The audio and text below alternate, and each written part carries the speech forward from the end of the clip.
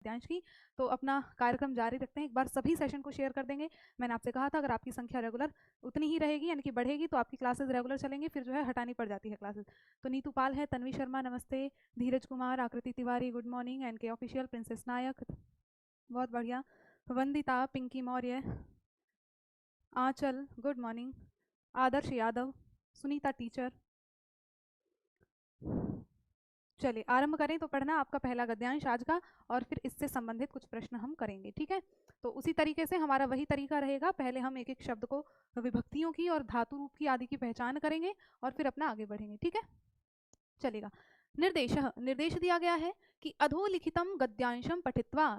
तो इस वाली लाइन का तो अर्थ आपको बहुत आसानी से अब आ चुका होगा, क्या है कैसे है, कि निम्नलिखित गद्यांश को पढ़कर तदनंतरम उसके बाद प्रदत्त प्रश्नानाम दिए गए प्रश्नों के विकल्पात्मक उत्तरों में समुचितम उत्तरम चित्वा लिखता, समुचित उत्तर को चुनकर आपको लिखना है, ठीक है। तो अब आरंभ करते हैं। सबसे पहला वाक्य जो हम पढ़ेंगे कि अस्माकम देशे बहवः समुद्र तटाः सन्ति। अब अस्माकम जो है हमारा अस्मद सर्वनाम होता है ना, सर्वनाम आपके तीन प्रकार से विभक्त होते हैं, एक प्रथम पुरुष के सर्वनाम होते हैं, एक मध्यम पुरुष के सर्वनाम होते हैं और एक उत्तम पुरुष के सर्वनाम होते हैं। देखो आपको पहले यही वाली बात बता देती हूँ, सर्वनाम का विभाजन हम कैसे करते हैं, ठीक है। देखो सर्वनाम की बात आए तो थोड़ा सा पेन मोटा कर ले। सर्वनाम तीन पुरुषों में विभक्त होते हैं, जैसे आपके धातु रूप होते हैं ना तीन पुरुषों में, तो ऐसे ही सर्वनाम भी आपके तीन पुरुषों में विभक्त होते हैं। एक होता है आपका प्रथम पुरुष सर्वनाम, है ना, एक कैसा होता है तो कहेंगे एक प्रथम पुरुष सर्वनाम होता है तीन पुरुष और तीन वचन में, एक होता है आपका मध्यम पुरुष सर्वनाम, ठीक, एक होता है मध्यम पुरुष सर्वनाम और एक होता है आपका उत्तम पुरुष सर्वनाम, ठीक है। अब इसका नाम भी आपको याद रखना है कि जो प्रथम पुरुष सर्वनाम है उसको किस नाम से जानते हैं, तो उसको तत् सर्वनाम के नाम से जानते हैं। किस नाम से, तो कहेंगे तत् सर्वनाम के नाम से इसको जाना जाता है। और वहीं आपका जो मध्यम पुरुष सर्वनाम है उसका नाम क्या है, तो उसको युष्मद सर्वनाम कहते हैं। क्या कहते हैं, तो कहेंगे उसको युष्मद सर्वनाम कहते हैं। और जो उत्तम पुरुष का सर्वनाम है उसको अस्मद सर्वनाम कहते हैं। क्या कहते हैं, तो कहेंगे अस्मद सर्वनाम कहते हैं, ठीक है। थोड़ा सा इनको थोड़ी सी चीजें बिना पढ़ी हुई लग रही होंगी, लेकिन पढ़ेंगे एक दो बार, कोशिश करेंगे तो आपको समझ में आएंगी।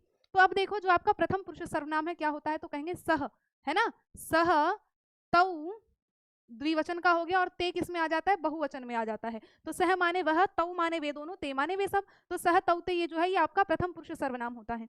और वहीं मध्यम पुरुष सर्वनाम की बात करें तो आपका त्वम युवाम यूयम, त्वम युवाम यूयम। अब देखो कहीं कहीं तो मैं ऐसे बिंदी चढ़ा देती हूँ और कहीं कहीं मैं लिख देती हूँ, तो इसमें कुछ कंफ्यूजन नहीं करनी है आपको क्रिएट, दोनों बातें सेम है, चाहे आप मैं नीचे लिख दो चाहे बिंदी चढ़ा दो अनुस्वार चढ़ा दो, दोनों का मतलब एक ही है। तो त्वम युवाम यूयम। और अगर अस्मत् सर्वनाम की बात करें तो इसमें आता है अहम आवाम, अहम आवाम वयम, ठीक है। अब देखिएगा इसको थोड़ा सा और ध्यान से समझिए कि तत् सर्वनाम अगर मैं कहूं तो तत् सर्वनाम सुनते ही आपके दिमाग में क्या आएगा, सह तौ ते, है ना। ये तो हो गया पुल्लिंग का कि सह माने वह। अगर लड़के की बात की जाए, ही की बात की जाए, यानी कि लड़का है तो हम ही का प्रयोग करते हैं, लड़की है तो शी का प्रयोग करते हैं।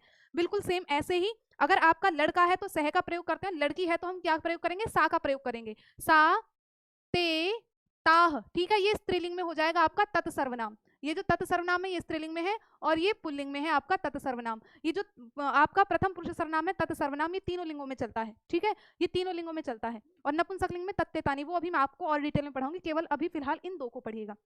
स्त्रीलिंग है तो सा कहेंगे और पुल्लिंग है तो सह कहेंगे। अब क्या हुआ कि पुल्लिंग का जो बहुवचन है वो ते बनता है, लेकिन स्त्रीलिंग का द्विवचन ते बन जाता है। जैसे लता के रूप आपने देखे, हम राम का पढ़ रहे थे, रामः रामौ रामः, है ना, लेकिन लता के रूप कैसे थे, लता लते लताह, है ना, लता लते लताह, तो एक ही मात्रा लते पे द्विवचन में चढ़ रही है ना। और लताह यानी कि पीछे विसर्ग आपके बहुवचन में आ रहे हैं, तो लता लते लताह से आप साते ताह को भी याद कर सकते हैं अगर स्त्रीलिंग तत्सर्वनाम को हम बोलेंगे तो, ठीक है।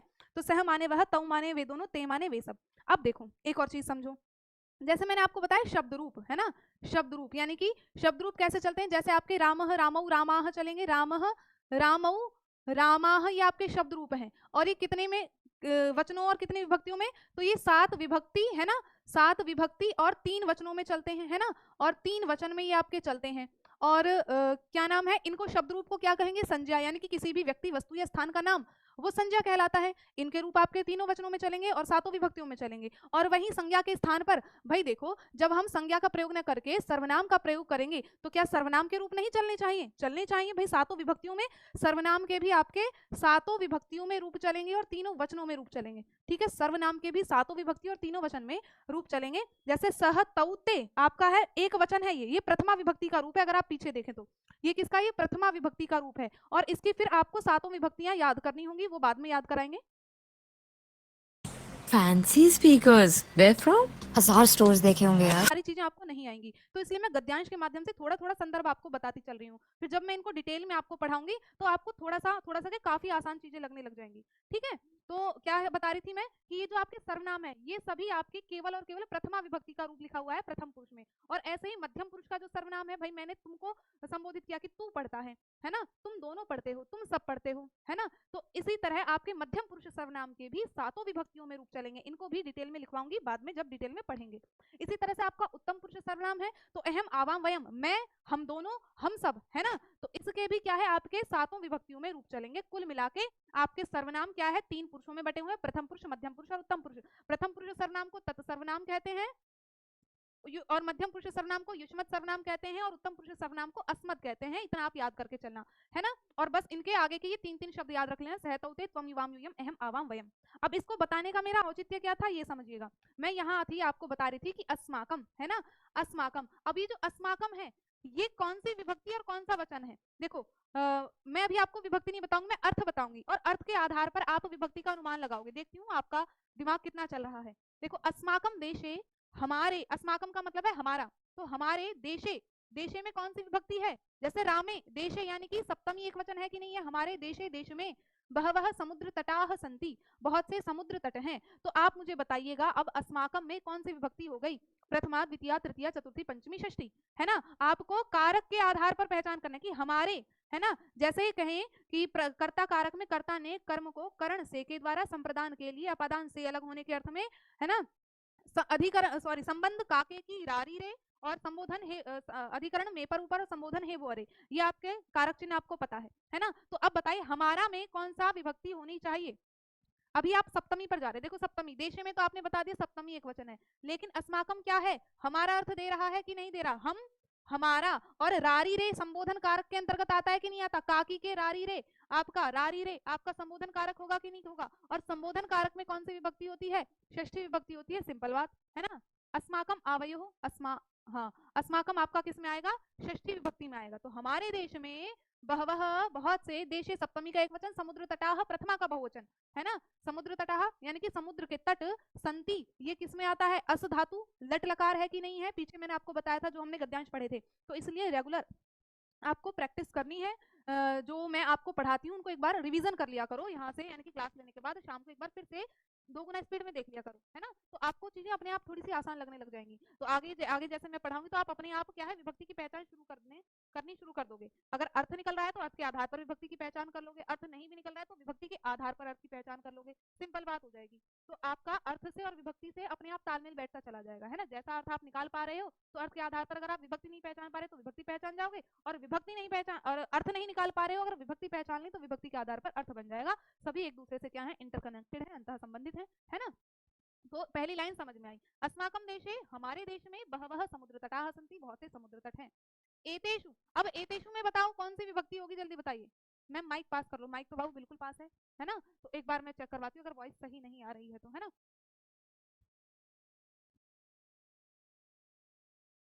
सप्तमी बहुवचन, बहुत बढ़िया तन्वी। माही, माही ने सप्तमी का एक वचन बताया, एक वचन नहीं बाबू, सप्तमी का बहुवचन होगा हमेशा। जब भी आपके धातु के अंत में, क्या शब्द के अंत में शु या फिर सु शब्द आपको दिखाई देगा तो वो हमेशा आपका सप्तमी विभक्ति का बहुवचन होगा। ये आप गांठ बांध लो बात, कि जब भी किसी शब्द के पीछे आपको क्या दिखाई दे, शु या सु दिखाई दे, तो ये क्या होगा, आपका सप्तमी का बहुवचन होगा। और ये कौन सा सर्वनाम है? ये आपका एतत् सर्वनाम है। कौन सा? एतत् सर्वनाम है, चलेगा। तो एतेषु, इनमें, मुंबई, गोवा, कोच्चि, देखो आवाज यहाँ पर एक बार सही आ रही है, आप एक बार फिर से रिज्वाइन करके देखो, है ना। अगर आपको आवाज में दिक्कत हो रही है, अपने फोन की भी वॉल्यूम बढ़ाओ, है ना, और एक बार रिज्वाइन हो जाओ, क्योंकि यहाँ से ओके है, मैंने चेक करा लिया है, ठीक है। एतेषु, इनमें, मुंबई, गोवा, कोच्चि, कन्याकुमारी, विशाखापत्तनम, पुरी तटाः अतीव प्रसिद्धाः सन्ति। तो इन्होंने तटों के नाम गिनवा दिए, कि इनमें मुंबई, कोच्चि, गोवा, कन्याकुमारी, विशाखापत्तनम, पुरी आदि के तट जो है वो अतीव बहुत ही प्रसिद्धाः सन्ति, प्रसिद्ध हैं। अस धातु, लट लकार और बहुवचन सन्ति। याद है, समझ में आ गया, बहुत बढ़िया। अब देखिएगा, गोवा तटः विदेशी पर्यटकेभ्यः समधिकम रोचते, है ना, कि गोवा का तट जो है, एक मिनट रुको।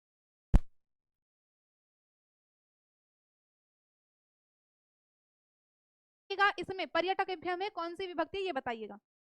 पर्यटकेभ्यः में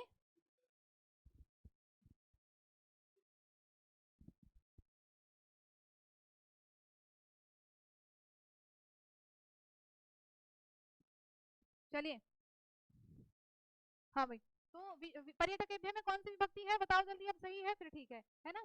तो पर्यटकेभ्यः समधिकम रोचते, और रोचते में कौन सी धातु, कौन सा लकार है। तन्वी ने कहा है चतुर्थी का बहुवचन, बहुत बढ़िया तन्वी। और छोटी कुमारी, चतुर्थी का चौथा वचन कौन सा है भाई, मैंने 4 वचन थोड़ी पढ़ाए हैं, हिंदी में तो तुम्हारे संस्कृत में 3 वचन होते हैं। तो चतुर्थी का बहुवचन जिन्होंने कहा, बहुत शानदार। कि देखो कि गोवा तट जो है विदेशी पर्यटकेभ्यः, विदेशी पर्यटकों को समधिकम रोचते, सबसे ज्यादा रोचते यानी कि पसंद आता है, सबसे ज्यादा अच्छा लगता है। विशाखापत्तनम तटः वैदेशिक व्यापाराय प्रसिद्धः, क्या कहा, विशाखापत्तन का जो तट है वैदेशिक व्यापाराय प्रसिद्धः। अब वैदेशिक व्यापाराय में बताओ, व्यापाराय में कौन सी विभक्ति है, बताइएगा, बताइएगा जल्दी कि व्यापाराय में कौन सी विभक्ति आपकी होगी।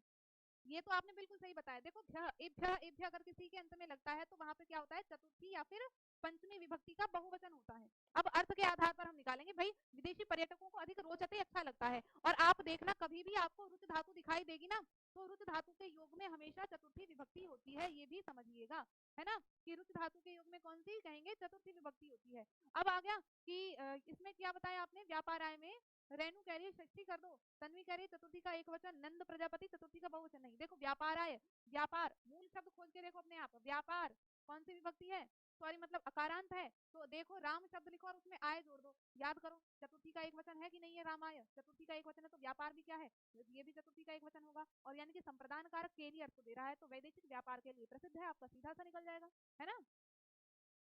नंद केंद्रीय विद्यालय में कैसे भरे फॉर्म, देखो उसके लिए आपको अलग से वीडियो बना दी जाएगी, है ना। यहाँ मैं बीच में आपको फॉर्म फिल करना थोड़ी सिखाऊंगी, तो धैर्य रखेगा, जो भी है आपको मिल जाएगा, सर्च करना, गार्गी दीदी ने बनाया होगा, नहीं बनाया होगा तो मिल जाएगी आपको वीडियो, करवा देंगे। अब देखो, कोच्चि तटः नारिकेल फलेभ्यः जायते, जो कोच्चि तट है वो किसके लिए जाना जाता है, तो नारिकेल फल कौन सा होता है, नारियल का फल, है ना। तो नारिकेल फल कहते हैं नारियल को, तो नारियल के फलों के लिए।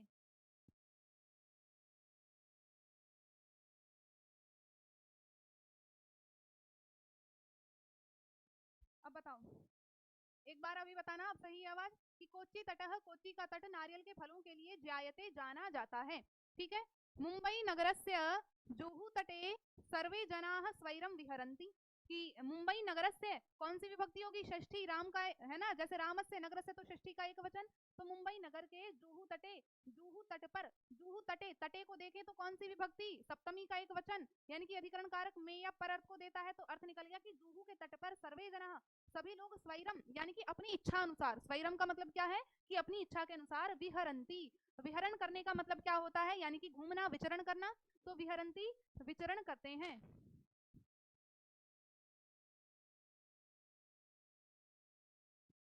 नगरस्य मेरीना तटः देशस्य सागर तटेषु दीर्घतमः, क्या कहा, मैं अब बहुत चिल्ला चिल्ला कर बोल रही हूँ, बताना सही आ रही कि नहीं आ रही, कि चेन्नई नगरस्य, चेन्नई नगर के मेरीना तटः, जो मेरीना तट है वह देशस्य सागर तटेषु दीर्घतमः, वह देशस्य, देश के, सागर तटेषु, सभी समुद्र के तटों में, दीर्घतमः सबसे बड़ा तट माना जाता है, ठीक है।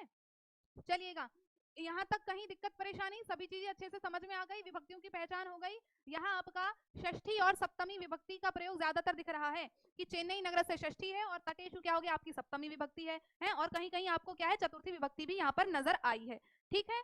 चलिएगा, अब इसमें नेक्स्ट आपका ये रहा कि भारतस्य तिस्त्रिषु दिशासु समुद्र तटाः सन्ति, क्या कहा कि भारतस्य, भारत के, तिस्त्रिषु दिशासु, अब देखो तिस्त्रिषु दिशासु में कौन सी विभक्ति है, और क्या इनमें परस्पर विशेषण विशेष्य का संबंध है कि नहीं है, है? अगर है तो कौन सा विशेषण है और कौन सा विशेष्य है ये भी बता दो। मैंने आपसे कहा है कि जब भी आपको एक साथ दो विभक्तियां नजर आती हुई दिखाई देंगी तो उनमें परस्पर विशेषण विशेष्य का संबंध होगा, है ना। तो तिस्त्रिषु दिशासु, यहाँ सप्तमी का बहुवचन है।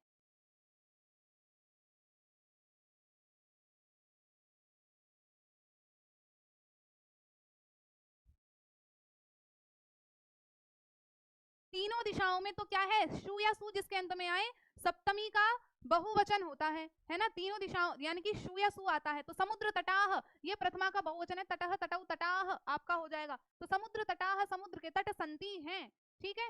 चलिएगा, अस्माद एव कारणात भारत देशः प्रायद्वीपः इति कथ्यते।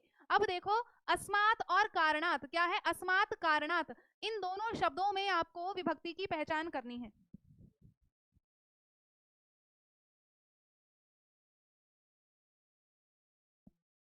अस्माद एव कारणात, तो अस्माद एक शब्द है, अस्माद, और एक है कारणात। दोनों में आपको पहचान करनी है कि कौन सी विभक्ति है। बताइएगा कौन सी विभक्ति होगी आपकी, एक बार जल्दी कंफर्म करो, आवाज में बड़ी दिक्कत हो रही है आज। अस्माद यानी कि इसी पंचमी एक वचन, बहुत बढ़िया। तन्वी,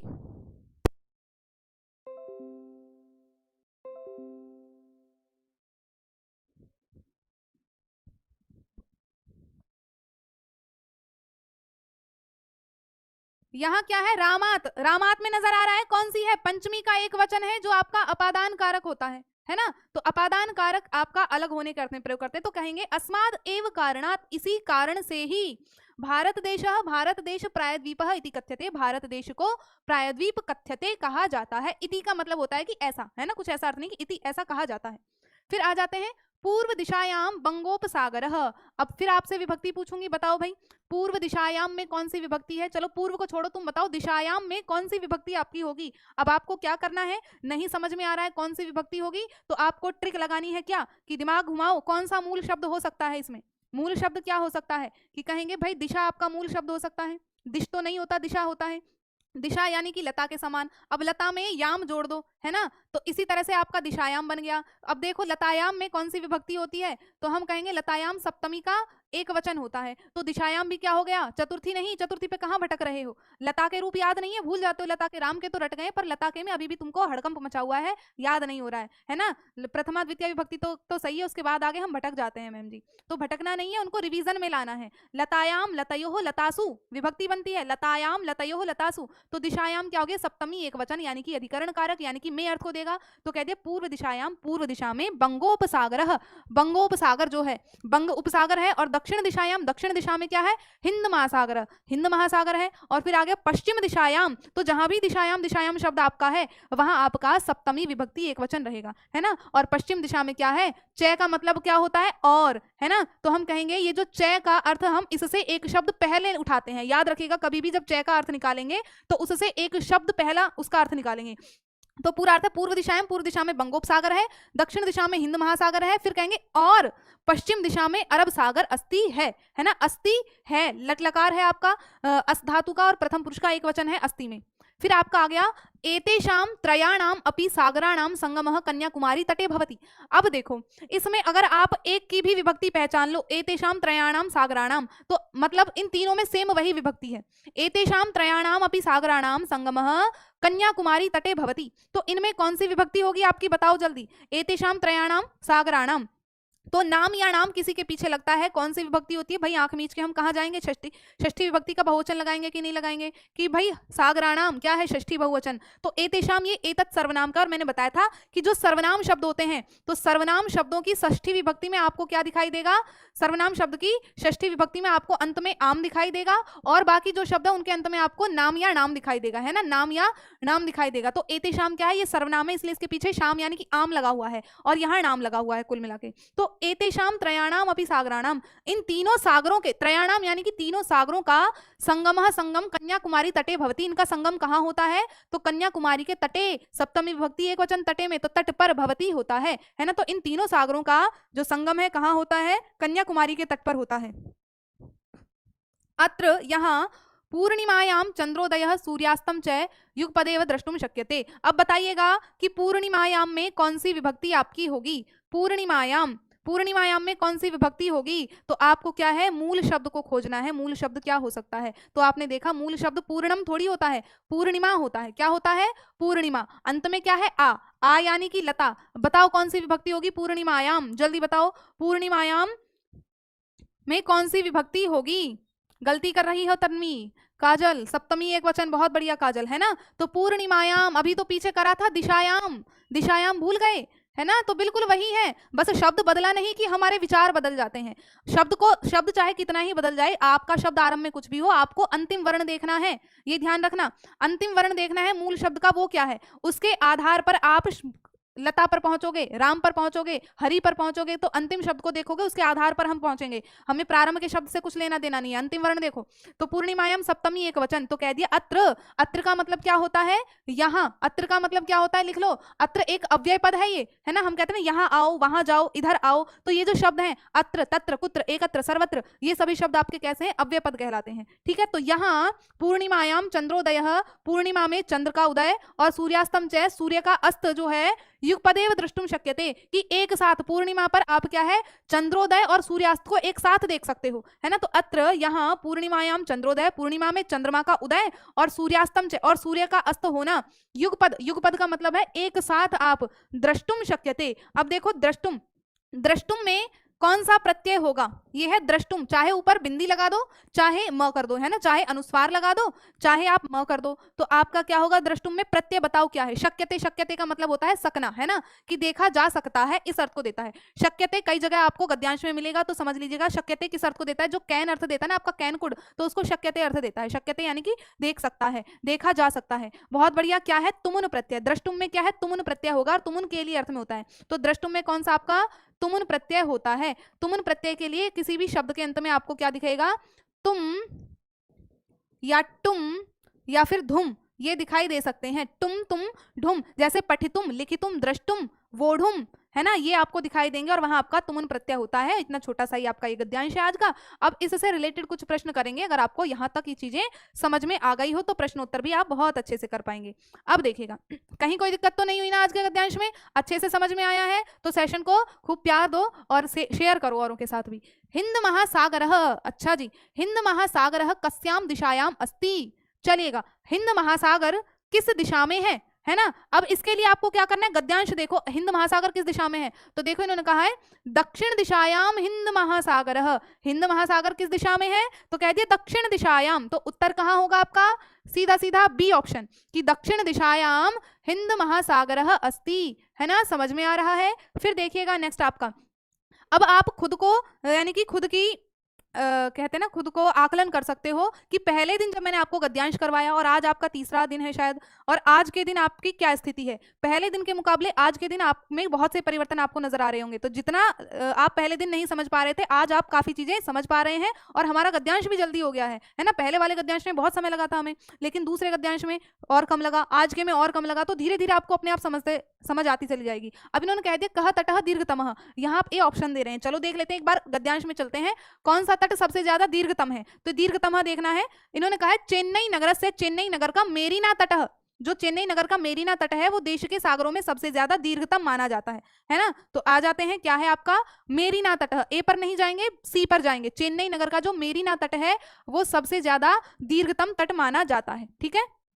चलेगा, अब नेक्स्ट आपका कि विदेशी पर्यटकेभ्यः इति पदे विभक्ति अस्ति। अच्छा, विदेशी पर्यटकेभ्यः, देखो मैंने आपसे पूछा और यहाँ पर भी प्रश्न आ गया कि विदेशी पर्यटकेभ्यः इस पद में कौन सी विभक्ति है? तृतीया, चतुर्थी, पंचमी की सप्तमी, है ना। अब आपके सामने आप दे रहे हैं यहाँ जवाब, कुछ सी पर जा रहे हो, कुछ बी पर जा रहे हो, 2 का सी और 2 का बी। अब देखो समझिए, अब आपके समक्ष आ गया धर्म संकट। क्या कि भाई मैंने आपको बता दिया कि केभ्यः, जैसे मैंने कहा रामेभ्यः, रामेभ्यः, है ना, ये आपका चतुर्थी का भी बहुवचन होता है और पंचमी का भी बहुवचन होता है। अब हम क्या लगाएं? तो आपको क्या लगाना है? गद्यांश के आधार पर, कि गद्यांश में वो किस अर्थ में, किस विभक्ति में इसका प्रयोग हुआ है। और हमने पढ़ा था कि गद्यांश में क्या था? विदेशी पर्यटकेभ्यः रोचते, और रुच धातु के योग में आपकी चतुर्थी विभक्ति होती है, ये मैंने आपको बताया था, है ना, कि पर्यटकेभ्यः रोचते। तो गद्यांश में ये चतुर्थी विभक्ति में प्रयोग हुआ है, इसलिए चतुर्थी विभक्ति हम लगाएंगे। कभी भी हम इस तरह से, जब कंफ्यूजन वाला ऐसा कोई आपको मिल जाए, हालांकि कंफ्यूजन वाला देता नहीं है, अगर दे भी दे, जैसे इन्होंने दे दिया, तो वो आपके संज्ञानात्मक कौशल का ही क्या कर रहे हैं, अवलोकन कर रहे हैं, तो यहाँ पंचमी न कर अब कहाँ जाएंगे, चतुर्थी पर जाएंगे, है ना, क्योंकि गद्यांश में ये चतुर्थी विभक्ति के लिए प्रयुक्त हुआ है। ठीक है, चलिएगा। अब नेक्स्ट प्रश्न है आपका, इच्छानुसारम इत्यर्थे अत्र किम पदम प्रयुक्तम, कि इच्छानुसारम, इच्छानुसारम, इच्छानुसार इत्यर्थे, जब कभी भी एक शब्द के आगे इत्यर्थे आ जाए, यानी कि ये कहना चाह रहा है कि इस शब्द के अर्थ में गद्यांश यहाँ पर किस पद का प्रयोग हुआ है ना, इच्छा के अनुसार किस पद का प्रयोग हुआ है इसके लिए। अगर कहें रोचते, रोचते का मतलब क्या होता है, अच्छा लगना, है ना, प्रिय लगना। रोचते का मतलब क्या है, प्रिय लगना या अच्छा लगना। संगम का मतलब भाई जहां सागर या नदियां मिलती हैं वो संगम कहलाता है। विहरंती का मतलब होता है घूमना, है ना, विहरंती का मतलब क्या होता है, घूमना। तो यहाँ आप जा रहे हैं आप डी पर, इच्छानुसार। इच्छानुसार आपने पढ़ा नहीं, देखो अभी पीछे मैंने आपको गद्यांश में बताया कि जो आपका गोवा तट है, कहाँ था कि ये रहा जुहू तटे, मुंबई नगर के जुहू तटे, जुहू तट पर सर्वे जना सभी लोग स्वैरम विहरंती, यानी कि अपनी इच्छानुसार स्वतंत्र रूप से घूमते हैं, है ना। तो स्वैरम का अर्थ होता है इच्छानुसार स्वतंत्र रूप से घूमते हैं। ठीक है, पढ़ा हुआ है आप सभी ने, लेकिन भूल गए, है ना, कोई बात नहीं, याद दिलाने के लिए मैं हूं ना, आ जाओ। तो इच्छानुसारम इसके अर्थ में आपको देखना है। अगर आपको नहीं भी पता चल रहा था तो मैंने एल्यूमिनेट किया ना आपके सामने, शब्द कुछ ऐसे तो है नहीं कि ज्यादा ही क्लिष्ट संस्कृत है, कह सकते हैं कि तत्सम युक्त संस्कृत है यहाँ पर, है ना, कि जैसे कहते हैं ना हिंदी के तत्सम तद्भव शब्दावली आप याद कर रहे हो, तो ये मान लो तत्सम शब्द यहाँ पर प्रयोग हो रहे हैं। ठीक, तो रोचते का मतलब होता है प्रिय लगना, तो इसका मतलब इच्छानुसार नहीं होता है। संगम का मतलब संगम, विहरंती का मतलब घूमना, तो यहाँ आपका स्वैरम हो जाएगा। ठीक है, उसके बाद आपका इसका जवाब दो, व्यंजन संदेह उदाहरण।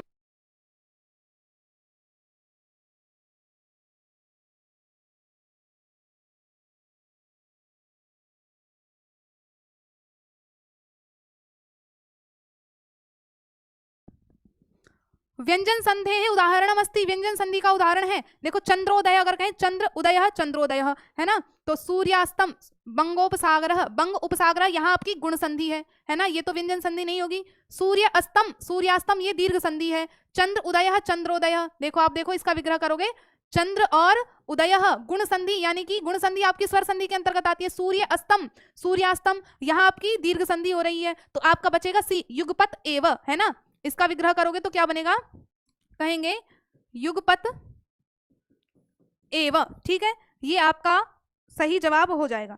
आगे बढ़ते हैं, बंग उपसागर, बंग उपसागर। ठीक, चलेगा। अस्माकं देशे कति समुद्र तटाः सन्ति, हमारे देश में कितने समुद्र तट हैं बताइएगा। पंचषट्त्रयः बहवः। अस्माकं देशे कति समुद्र तटाः सन्ति, तो आ जाते हैं गद्यांश पर, कितने समुद्र तट हैं हमारे देश में, समुद्र तटाः, एक मिनट, इसमें मिलेगा तिसृषु दिशासु, तीनों दिशाओं में कितने हैं समुद्र तट हैं, है ना, तो आ जाते हैं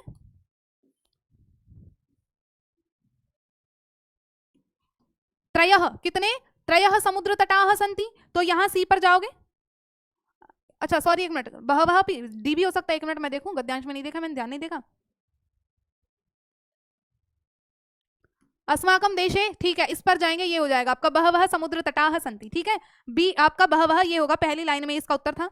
तिसृषु दिशासु, तीनों दिशाओं में है, ये नहीं कहा कि तीन समुद्र हैं, है ना, इन्होंने कहा तीनों दिशाओं में है, तीन समुद्र की बात नहीं कही है, तो इसलिए आपका यहाँ डी होगा। ठीक है, इसलिए क्या होगा आपका यहाँ डी होगा कि बहवः समुद्र तटाः सन्ति, बहुत सारे समुद्र तट हैं, इसलिए आपका यहाँ क्या होगा, डी ऑप्शन सही जवाब हो जाता है। समझ में आया अच्छे से कि नहीं आया आज का ये गद्यांश, आपको अच्छा लगा? तो ऐसे ही एक गद्यांश आपका रेगुलर हम प्रैक्टिस जारी रखेंगे, जहां तक भी हो सकता है संभव है, तो कोई दिक्कत परेशानी नहीं लेनी है। अच्छे से सेशन को शेयर करिएगा, है ना, और जितनी ज़्यादा आपकी संख्या बढ़ेगी उतना ज़्यादा मुझे भी मोटिवेशन मिलता है और आपको भी अच्छा लगता है ना, और आप अच्छा प्यार दिखा भी रहे हैं, इसलिए मैं रेगुलर ही क्लासेस लगाना चाहती हूँ कि जो बच्चे कमज़ोर हैं, डर लगता है संस्कृत से कि नहीं हम नहीं कर पाएंगे, तो सबको मदद मिले, सब अपना आराम से कर पाएं, है ना। तो जब क्लास समाप्त हो जाती है तो ऑफलाइन में भी आप कमेंट छोड़ दिया करो, जो पता चले। आपकी लाइव में तो मुझे सबकी कमेंट दिखती है, लेकिन ऑफलाइन में फिर देखे तो किसी की कमेंट ही नहीं, तो वो जैसे कोई नया बच्चा आता है वो भी देखता है, उसको भी पता लगेगा कि हाँ भाई इसमें कुछ है मामला ठीक ठाक, है ना। और अगर कोई फीडबैक आप देना चाहें, कुछ सुधार की आवश्यकता है, तो वो भी हम देखेंगे, तो उसके हिसाब से सुधार भी किया जाएगा, तो कोई दिक्कत नहीं लेनी है। अब मिलते हैं कल की कक्षा में, तब तक सभी को, कल की नहीं, अभी नेक्स्ट आपकी हिंदी की होने वाली है, तो 10 बजे से हिंदी पढ़ेंगे, तब तक सभी को धन्यवाद, love you, take care, bye bye.